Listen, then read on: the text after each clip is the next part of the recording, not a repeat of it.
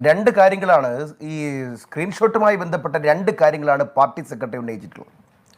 ഒന്നാമത്തെ കാര്യം അദ്ദേഹം പറഞ്ഞു, UDF പലതരത്തിലുള്ള വ്യാജ പ്രചരണങ്ങൾ നടത്തി അതിൻ്റെ ഭാഗമായിട്ട് വന്ന ഉൽപ്പന്നമാണ് ഈ സ്ക്രീൻഷോട്ട് എന്നാണ്. ഞങ്ങൾക്ക് വളരെ ലളിതമായി ചോദിക്കാനുള്ളത്, നിങ്ങൾ 17 പരം കേസുകൾ എടുത്തു UDF എതിരെ എന്നാണല്ലോ നിങ്ങൾ പറയുന്നത്. 17 പരം കേസുകൾ UDF പ്രവർത്തകരെതിരെ എടുത്തു എന്ന് ആരോപിക്കപ്പെടുന്ന പാർട്ടിയുടെ സെക്രട്ടറിയോട് ഞങ്ങളുടെ ചോദ്യം, അതേ നൈതികതയും അതേ നിയമവും അതേ ക്ലാരിറ്റിയും കൃത്യമായ തെളിവുകളും ഇപ്പുറത്തുണ്ടായിട്ടും എന്തുകൊണ്ടാണ് CPM-നെതിരെയും CPM സൈബർ സഖാക്കൾക്കെതിരെയും ഉത്തരവാദിത്തപ്പെട്ട ഭാരവാഹികൾക്കെതിരെയും എന്തുകൊണ്ട് അവർ കേസെടുക്കുന്നില്ല? അപ്പോൾ UDF പ്രവർത്തകന്മാർക്ക് ഒരു നയവും, ഞങ്ങളുടെ പ്രവർത്തകരാണെങ്കിൽ ഞങ്ങളും ഞങ്ങളുടെ ഭരണകൂടവും എന്ത് ചെയ്താലും ഞങ്ങളങ്ങ് സംരക്ഷിച്ച് കളയും എന്നുള്ള സമീപനമാണോ കേരളത്തിലെ CPM-ന്? സത്യത്തിൽ ഇന്ന് CPM-ന്റെ സംസ്ഥാന സെക്രട്ടറി പരസ്യമായി ഒരു പത്രസമ്മേളനം വിളിക്കുന്നത് കണ്ടപ്പോൾ കേരളത്തിൻ്റെ പൊതുസമൂഹം, വിശിഷ്യ കേരളത്തിലെ ഏറ്റവും പ്രബുദ്ധമായ രാഷ്ട്രീയ ചർച്ചകളും രാഷ്ട്രീയ സംവാദങ്ങളും രാഷ്ട്രീയ നൈസർഗികതകളും നടക്കുന്ന വടകര പോലുള്ള സ്ഥലത്തെ സംബന്ധിച്ച് ഒരു പരാമർശത്തെ സംബന്ധിച്ചുള്ള വിഷയങ്ങൾ വരുമ്പോൾ ഒരു പാർട്ടി സെക്രട്ടറി ഇന്ന് നടത്തുന്ന പത്രസമ്മേളനം, ആ പത്രസമ്മേളനത്തിൽ ഞങ്ങൾ പ്രതീക്ഷിച്ചതാണെന്നറിയോ? ഞങ്ങളുടെ ചില പ്രവർത്തകർക്ക് അവധാനതയുടെ കുറവുണ്ടായി, ഞങ്ങളുടെ ചില പ്രവർത്തകർ ചെയ്യാൻ പാടില്ലാത്ത ചെയ്തിട്ടുണ്ടാവും, ഞങ്ങൾ അവരെ തള്ളിപ്പറയുന്നു, ഞങ്ങൾ ശാസിക്കുന്നു. ഇത്തരത്തിലുള്ള കുൽസിത പ്രവർത്തകങ്ങളുമായിട്ട് CPIM-ന് ബന്ധമില്ല, CPM ഇത്തരം കാര്യങ്ങളെ പ്രോത്സാഹിപ്പിക്കുന്നില്ല എന്ന് അസന്ദിഗ്ധമായി പറഞ്ഞുകൊണ്ട് അവിടെ അവസാനിപ്പിക്കേണ്ട വിവാദത്തെ ഇന്ന് പാർട്ടിയുടെ സെക്രട്ടറിയും EP ജയരാജനും കൂടി ഇന്ന് കൊഴിപ്പിച്ചിരിക്കുകയല്ലേ. എന്ന് പറഞ്ഞാൽ അതിൻ്റെ അർത്ഥം ഇത്രയേ ഉള്ളൂ, നിങ്ങൾ എന്ത് തെറ്റ് വേണമെങ്കിലും നിങ്ങൾ ചെയ്തോ, ഞങ്ങൾ നിങ്ങളെ സഹായിക്കും. നിങ്ങൾ എന്ത് തരത്തിലുള്ള രണ്ടാമത്തെ കാര്യം. അപ്പോൾ ഒന്നാമത്തെ പോയിന്റ് തന്നെ എം വി ഗോവിന്ദൻ സാറിൻ്റെ പാളി. രണ്ടാമത്തെ കാര്യം എന്താ? ഞങ്ങളുടെ പാർട്ടിക്ക് സൈബർ സഖാക്കളുമായിട്ട് ബന്ധമില്ല. നിങ്ങൾ നോക്ക്, ഒരു യുവജന പ്രസ്ഥാനത്തിൻ്റെ വടകര ബ്ലോക്കിൻ്റെ പ്രസിഡൻ്റായിരിക്കുന്ന റിബേഷാണ് ഈ പറയപ്പെടുന്ന റെഡ് എൻകൗണ്ടറിൻ്റെ അഡ്മിനാണെന്നും ആദ്യം ഈ സ്ക്രീൻഷോട്ട് അതേ മാന്ത്രിക വിദ്യയോടുകൂടി ഒരു പ്രത്യേക വെളിപ്പെടുത്താൻ പറ്റാത്ത സോഴ്സിൽ നിന്നും ആദ്യം കിട്ടിയത് റിബേഷാണെന്നും റിബേഷാണിത് പ്രചരിപ്പിച്ചതെന്നും അയാളൊരു മാതൃക അധ്യാപകനാണെന്നും വരുമ്പോൾ ഈ റിബേഷ് എന്ന് പറയുന്ന DYFIയുടെ ബ്ലോക്ക് പ്രസിഡന്റിനെ പുറത്താക്കി ഇയാൾക്ക് ഈ പാർട്ടിയുമായിട്ട് ഇനി ബന്ധമില്ല എന്ന് പറയുന്നതിന് പകരം അയാളുടെ പാർട്ടി ബന്ധത്തെ പോലെ നിഷേധിക്കുകയല്ലേ MV ഗോവിന്ദൻ ചെയ്തിരിക്കുന്നത്. അപ്പോൾ എന്താണ്? ചെയ്തോളൂ, നിങ്ങൾ എത്ര വർഗീയതയും പ്രചരിപ്പിച്ചോളൂ, നിങ്ങൾ എത്ര ന്യൂനപക്ഷ ധ്വംസനവും നടത്തിക്കോളൂ.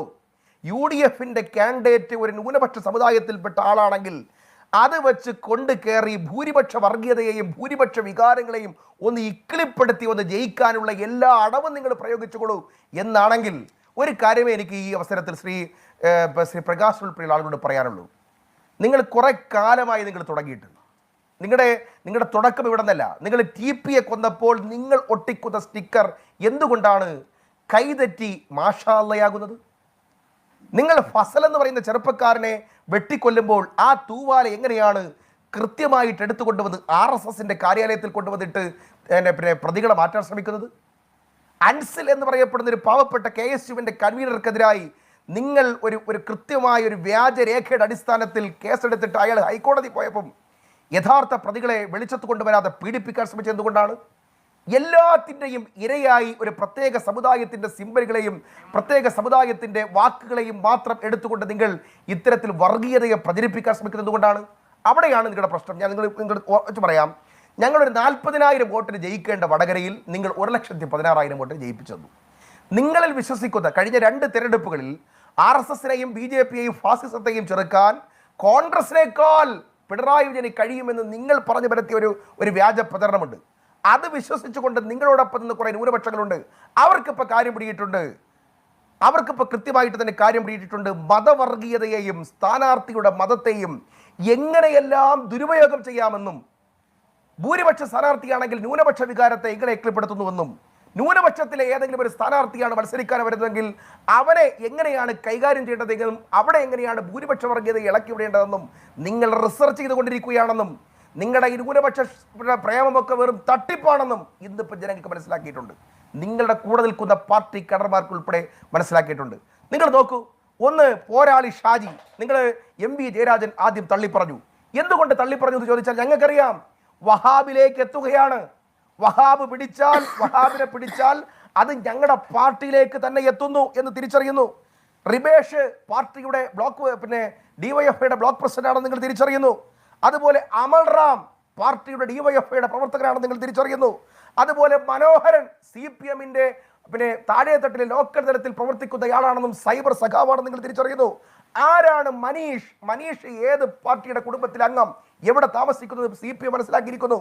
അപ്പൊ ഈ ആളുകളെ എല്ലാം ചേർത്ത് വെച്ച് വായിക്കുമ്പോൾ നിങ്ങൾ കഴിഞ്ഞ കുറെ കാലമായി ഐക്യജനാധിപത്യ മുന്നണിയെ ഇല്ലായ്മ ചെയ്യാൻ ഏതെങ്കിലും ഒരു ന്യൂനപക്ഷ കാൻഡിഡേറ്റിനെ അവതരിപ്പിച്ചാൽ അപ്പുറത്ത് വർഗീയ ധ്രുവീകരണം ഉണ്ടാക്കാനുള്ള നിങ്ങൾ അവസാനിപ്പിക്കണം.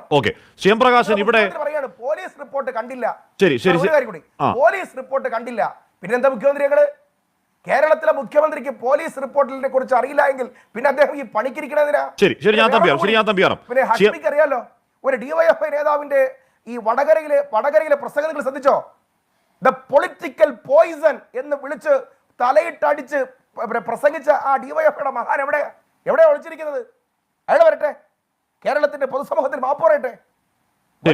നമുക്ക് നോക്കാം. ഈ പറയുന്ന ഉളുപ്പില്ലാത്ത ഈ നാടിനെ കുട്ടിച്ചോറ ഭീഷണിയുണ്ട് എന്ന് പറഞ്ഞാൽ ഒട്ടുമേ കമ്മ്യൂൺ അല്ലാത്തൊരു മേഖലയിൽ ജീവിക്കുന്ന ആൾക്കെതിരെ സ്വന്തം പാർട്ടിക്കാരും വീട്ടുകാരും കുടുംബക്കാരും പോലും ഒരുപക്ഷെ ആ സമയം സംശയത്തോടെ നോക്കിയിട്ടുണ്ടാവില്ലേ? നാടിനെ കുട്ടിച്ചോറാക്കാൻ ഒരു സ്ക്രീൻഷോട്ട് ഉണ്ടാക്കിയ ഒരു അധമൻ, ഒരു നീചൻ എന്ന് കരുതിയിട്ടുണ്ടാവില്ലേ? ഇപ്പൊ കാസിമിന് MSF അല്ലായിരുന്നെങ്കിൽ, അല്ലെങ്കിൽ ഏതെങ്കിലും ഒരു പാർട്ടിയുടെ പിന്തുണ ഇല്ലായിരുന്നെങ്കിൽ യഥാർത്ഥത്തിൽ തൂങ്ങി മരിക്കാൻ കയറെടുക്കേണ്ട ആളാണ് BRM.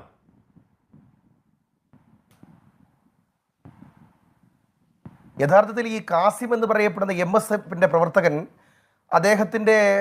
അദ്ദേഹം ഈ സംഭവവുമായി ബന്ധപ്പെട്ട് ഹൈക്കോടതിയിൽ പോകുമെന്നും അതിന് ഇലക്ഷൻ കമ്മിറ്റിയുടെ കൺവീനറായിരിക്കുന്ന ശ്രീ പാറക്കൽ അബ്ദുള്ള അതിന് സഹായം ചെയ്തു കൊടുക്കുമെന്നും ഷാഫി പറമ്പിൽ സ്ഥാനാർത്ഥി തന്നെ അദ്ദേഹത്തിന് കൈമൈമറന്ന് പിന്തുണ കൊടുക്കുമെന്നും ഇത് അന്വേഷിക്കാൻ വേണ്ടിയിട്ട് SP അരവിന്ദ് സുകുമാർ എന്ന് പറയപ്പെടുന്ന നിഷ്പക്ഷനായ ഓഫീസറുടെ മുമ്പിലെത്തുമെന്നും ഓരോ തവണയും കേസ് അന്വേഷിച്ചുകൊണ്ടേയിരിക്കുമ്പോൾ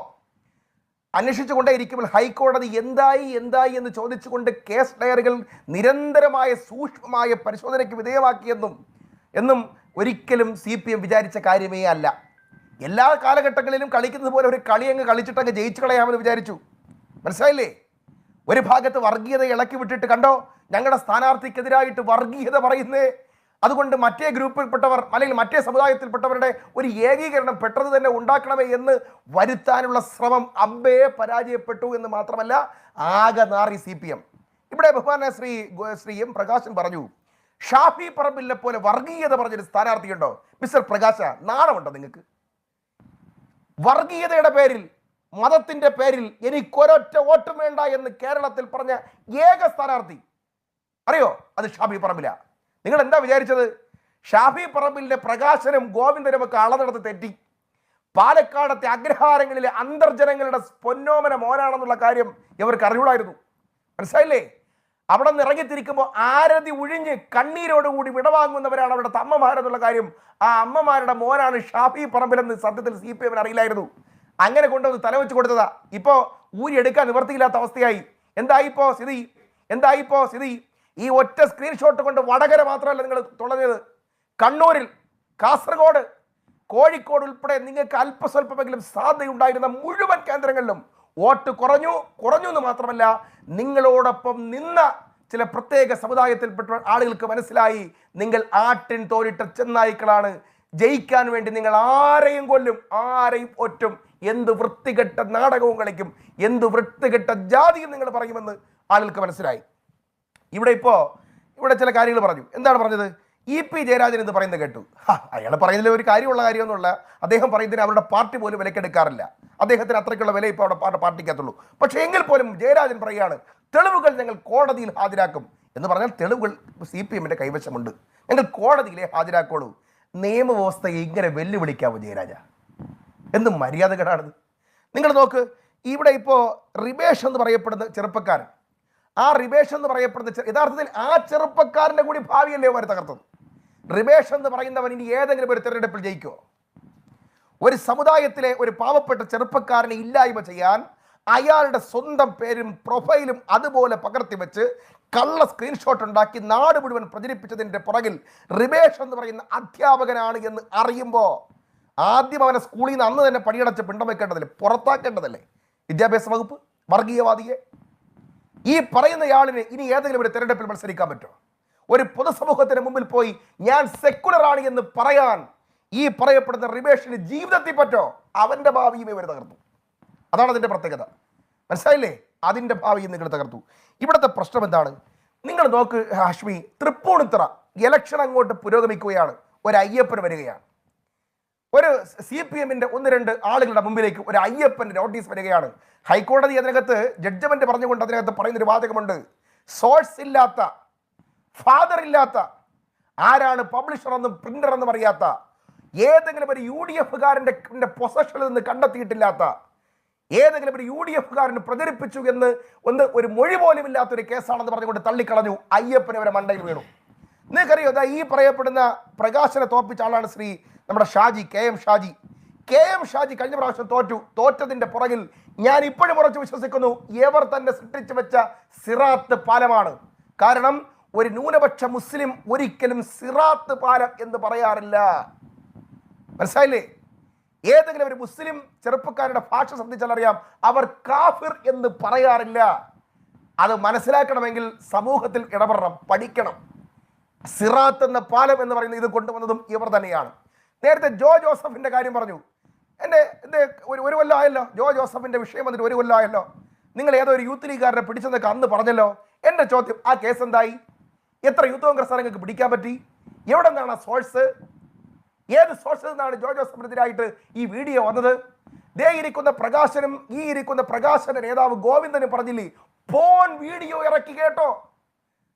സ്ഥാനാർത്ഥി പോലും അവസാനം നിഷേധിക്കുന്നത്. നിങ്ങൾ ആലോചിച്ച് നോക്കൂ, ഒരു പരിണിതപ്രജ്ഞനായ ഒരു നേതാവിനെ, ഇടതുപക്ഷ വനിതാ നേതാവിനെതിരായി കോൺഗ്രസിന്റെ ഔദ്യോഗിക ചേരിയിൽ നിന്നും ഫോൺ വീഡിയോ ഇറക്കിയ ലൈംഗിക അതിക്രമത്തിന്റെ പേരിൽ അവരെ നശിപ്പിക്കാൻ ശ്രമിക്കുന്ന എന്ന് വരുത്തി സ്ത്രീപക്ഷ രാഷ്ട്രീയത്തെയും അവരുടെ പക്ഷരാഷ്ട്രീയത്തെയും പ്രത്യേക കമ്മ്യൂണിറ്റിയെയും ഇളക്കാൻ ശ്രമിച്ച കൊടുക്രിമിനലുകളല്ലേ യോമാര്?